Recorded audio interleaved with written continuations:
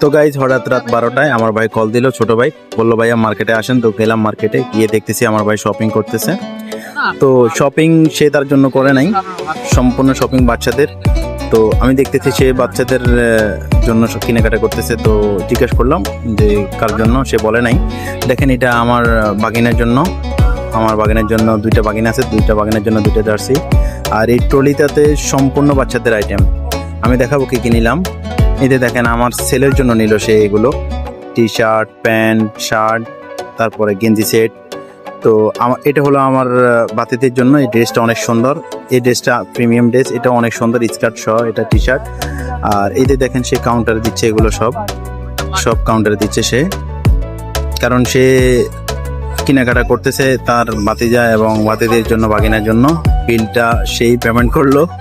দেখেন অলমোস্ট 250 দেরামের কেনাকাটা হলো লাস্টে। এই দেখেন আমি বাইরে হলাম। তো সবাই ভালো থাকবেন, আল্লাহ হাফেজ সবাই।